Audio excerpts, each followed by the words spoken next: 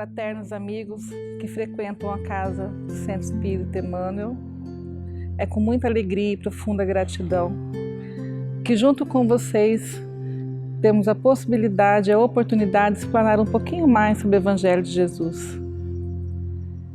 É um momento muito alegre para mim, quando eu posso trazer um pouquinho das lições deixadas por ele neste planeta. E o assunto que eu quero falar hoje com todos vocês é a minha lição do Evangelho do dia de hoje. Quando eu abri meu Evangelho, eu tirei o capítulo 3, né? Bem-aventurados os aflitos, e as instruções dos Espíritos, o bem e mal sofrer, de Lacordaire, foi escrito em Évry em 1863. Né? Eu não vou ler o capítulo para vocês, porque eu quero explanar um pouquinho sobre minha par caótica, né? Sobre meu parco entendimento em relação ao assunto. Então, o que é trazido para nós? Como é que nós passamos as nossas provas e as nossas expiações no planeta? O que acontece quando nós sabemos sofrer bem e quando nós não entendemos e não conseguimos tolerar o nosso sofrimento? É necessário que nós saibamos qual a diferença entre provas e entre expiações, né? Provas é quando nós temos a oportunidade de escolher as tribulações que vamos atravessar dentro do planeta na encarnação presente. Então, são poucos os irmãos que podem e têm essa oportunidade no seu plano reencarnatório de falar, olha, eu ainda tenho muito orgulho, né? Quero atravessar por uma situação onde moralmente eu vou aprender a ter mais humildade, né? Eu vou exemplificar, por exemplo, uma pessoa que tem muito dinheiro, passou por uma encarnação com muito dinheiro, com muita empáfia, sabendo o poder que o dinheiro dá e utilizando aquilo em seu próprio favor, né? E maltratando os irmãos que estavam em volta ou não auxiliando e tratando com desprezo aqueles que não participavam da mesma condição econômica daquela pessoa, né? Então, naquele instante, quando desencarnou, passou pelas suas expiações pós-encarnação, né? E no plano reencarnatório, por algum motivo, por algumas situações que ele em vida conseguiu resolver, teve a oportunidade de dizer, olha, eu gostaria de nascer numa classe econômica mais humilde, para que eu aprendesse e conseguisse relevar este orgulho que ainda é latente em mim. Porque veja bem, meus irmãos, as nossas falhas morais, elas são inerentes de nós. Estão lá dentro do nosso inconsciente e no momento que nós menos esperamos, elas surgem, né? Então isso seria uma prova. E expiação é aquilo que nós trazemos para cumprir, para resgatar. É aquela parte do documento do nossa, a gente fala caixa arcática, né, no mundo holístico, que já vem ali predestinado. Eu ouvi há poucos dias atrás de um colega falando, né, que seria mais ou menos assim, eu vou parafraseá-lo, que seria mais ou menos assim. Na vida anterior, ou há 4 vidas atrás, há 5 encarnações atrás, há 10, não importa quantas encarnações atrás, né? Eu causei a morte de 10 cidadãos, de 10 pessoas. Não importa qual foi o motivo. Não matarás é nos mandamentos mais eloquentes que tem. Então a gente não pode praticar. Eu matei 10 pessoas. Então agora, nesta encarnação, após 5 encarnações minhas, está programado que eu vou expiar essas 10 mortes. De que forma? Vou desencarnar de uma forma abrupta, né? Vou desencarnar por forma de alguém vai me matar. Vou sofrer homicídio, né? Então, não tem como você mudar a expiação. É o momento que Deus te oportuniza para você fazer o resgate dos seus débitos. Mas veja só, Deus é tão maravilhoso, Ele é tão bom, Ele é tão favorável às suas criaturas, né, que nós vamos pagar isso desencarnando uma vez desta forma. E não podemos esquecer né, que seja de que forma for que se dá o desenlace do corpo físico, né, é só o desenlace. É só o momento da libertação do corpo para o plano espiritual.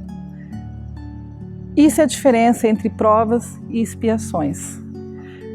Dessa forma, quando nós viemos para cá para cumprir, os anos vão passando, nós vamos crescendo, vamos começando a ter conhecimento, entendimento, e nós começamos a fazer julgamentos acerca das coisas que acontecem conosco e acerca das coisas que acontecem com os outros.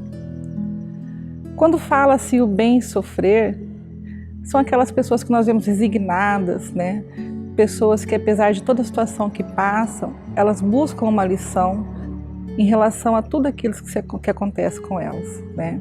E quando se fala o mal sofrer, fala-se daqueles irmãos que, em desalento, buscam ilusões, buscam a bebida como saída, buscam as drogas como saída, né? Buscam o desânimo, se permitem desanimar, né? E aí você vai trazendo para o seu corpo físico diversas... é como se você bombardeasse seu corpo físico diariamente com as suas reclamações e eles fossem dardos que fossem desarmando a sua resposta imunológica para o seu corpo. E você vai abrindo portas para a depressão, para a ansiedade, para o pânico, dor de cabeça, problemas renais, problemas de garganta principalmente, vários tipos de cefaleias, gastrite, dor na coluna, dor nos ombros, né? Tudo isso é causado, na maioria das suas vezes, é psicossomatizado pelo mal sofrer, né? Quando vez que a gente reclama, a gente derrama sobre nós um amontoado de tristezas e a gente usa as máscaras do vitimismo, né, da dor, e aí a gente vai diminuindo mentalmente, vai se encolhendo, até no ponto em que você consegue não ver mais saída para as suas situações. E aí a dor que dói em você, ela cala em você e ela se transforma em problemas de saúde, se transforma em problemas econômicos. Você atrai irmãos que estão vibrando naquela faixa que já desencarnaram e você precisa de ajuda para sair disso. Enquanto que o bem sofrer, você desenvolve coragem, bom ânimo. Quando você pensa, nossa, passei por uma situação muito difícil, fui desligada do meu emprego no dia de hoje, né? O que está por trás disso, né? Quem me queria mal? Por que fizeram isso comigo? Por que eu estou passando por isso? Eu sou um trabalhador de Deus, né? Sou um trabalhador do Cristo. Por que eu estou passando por isso? Seria mais simples que nós pensássemos, bom, agora eu tenho a oportunidade de ver de uma forma diferente, de buscar alguma coisa que seja melhor para mim. Vamos ver o que Deus preparou para mim daqui para frente. Qual é a lição que estava ali envolta nisso? Esperar sempre o melhor, meus irmãos. Esperar sempre o melhor de toda a situação, né? Ter um irmão enfermo dentro de casa, um filho, uma esposa, um marido, né? Traz para nós tristeza, desânimo, traz para nós preocupação financeira quando se trata do arrumo de família. Mas ao invés de reclamar, a gente pode agradecer a Deus pela oportunidade de você estar ao lado daquele ente querido e de você poder estar vendo o que está acontecendo com aquela pessoa, de você poder estar cuidando, de você poder estar auxiliando, estar servindo um prato de alimento adequado, né? Estar aquecendo o seu filho, você está podendo segurar na mão dele. A lição que a gente está aprendendo agora nesse período de quarentena, para as pessoas que vão internadas, né, é essa, de que bendito é aquele que pode estar com seu ente querido dentro de casa e cuidar dele por uma gripe simples, né, ou por qualquer outro problema de saúde. Porque muitos já não podem mais. Passou da porta do hospital para frente, você, na maioria das vezes, em alguns estados, dependendo da situação, não vê mais seus familiares, né? E a gente sabe que isso é uma coisa passageira, nós acreditamos que isso vai ter um fim, Mas a lição que vai ficar é dura, meus amigos, é dura. Nem todos estão preparados para o enfrentamento do desenlace do corpo físico. Nem todos têm entendimento de que a vida aqui é só um pedacinho pequenininho da nossa verdadeira vida. E que aqui nós vamos voltar muitas e muitas vezes.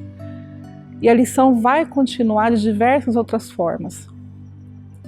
Eu só acredito numa forma do bem sofrer. É o entendimento e o conhecimento. Como você vai aceitar uma coisa que você não compreende? Como você vai sobreviver a uma coisa que você não entende, né? Então nós buscamos na fé o alento e no amor de Deus o amparo. Nos braços do Cristo a gente descansa do nosso dia a dia quando a gente encosta a cabeça no travesseiro. Aqueles que têm travesseiro. Mas e depois? Como é que se vive? É necessário que nós estudemos no dia a dia, tenhamos disciplina, que nós façamos tudo o que pudermos em nosso favor. Uma vez que você estuda, uma vez que você tem entendimento acerca do Evangelho, uma vez que você busca conhecimento, você favorece a si mesmo e favorece o outro. De nada adianta eu chegar numa pessoa que está em sofrimento e chacoalhar ela e falar assim: ei, a vida não é assim. Porque a dor daquele irmão só ele conhece. Quando a gente consegue transmitir o nosso conhecimento ao irmão que está em desesperação, né? É fascinante, porque a pessoa acha uma tábua de salvação para ela se segurar. Além da fé que ela traz no peito, além da força de vontade, ela consegue caminhar um pouquinho mais à frente.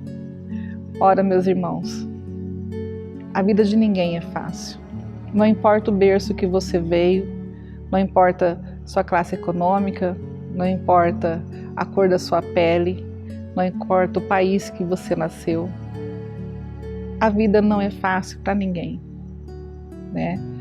Você pode torná-la bela, você pode torná-la maravilhosa, você pode tornar a vida fascinante, se você assim desejar.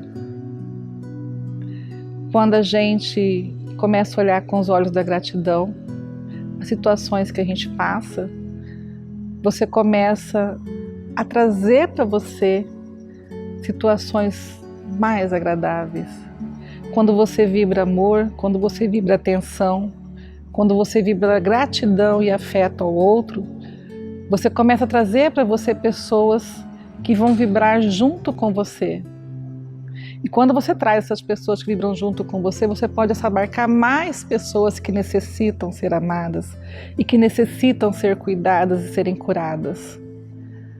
E é nesses momentos que surgem essas ONGs que atendem pessoas, os grupos que tem, vou me referir à nossa casa, por exemplo, que tem um grupo do social, onde tem os irmãos abnegados que vão atender nas casas das pessoas que não podem estar aqui, né?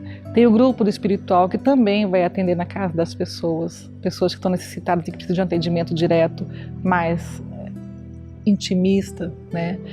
Um atendimento mais ostensivo. São pessoas que se agruparam em torno do conhecimento, buscando conhecimento, entendimento acerca dos ensinamentos de Jesus.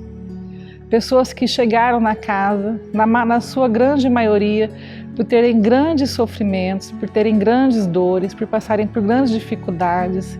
E aqui nessa casa conheceram o que é a cura, que é o trabalho em favor do próximo, que é o estudo do Evangelho. E tudo isso se transforma em trabalho, em servir, em fazer-se exemplo. E quando você para pensar o que foi feito da sua dor, você descobre que você aprendeu o que é bem sofrer. Então, amigos, a gente precisa se esforçar dia a dia em favor de nós mesmos, ao invés de reclamar sobre uma dor, sobre uma mazela, né? Antes de você abrir o seu alimento, o seu armário e perceber que lá não está o alimento que você queria, vamos agradecer a Deus porque o armário ainda está lá. E se tem um armário, o teto também está lá. E se tem o teto e você foi em busca de alimento, você tem fogão e tem gás. Certamente, quando você vibrar diferente, outra pessoa vai entrar no seu caminho e vai lhe estender a mão. Mas se você começa a reclamar, essas pessoas não vão chegar até você. Quando você começa a reclamar, você traz para você, além da tristeza, a ira. Entra uma pessoa naquele momento em que você está naquela tristeza, você fica nervoso. Quando você fica nervoso, você responde mal. Quando você responde mal, você derruba no seu cérebro um feixe de hormônios e substâncias que vão atrapalhar o seu baço, o seu rim, o seu fígado, o seu estômago, o seu pulmão. E eu sei que é a segunda vez que eu falo isso, mas é muito importante que todos nós saibamos e tenhamos esse entendimento de que nós podemos conservar o nosso corpo físico saudável, de que nós podemos ter a cura dentro de nós para qualquer problema que surge, né? Eu quero agradecer a vocês por esse instante tão maravilhoso, por essa oportunidade que essa casa me oportuniza. Muito obrigada, luz e paz. E não vamos esquecer que Deus é conosco em todos os tempos, em qualquer instante, em qualquer momento. Graças a Deus.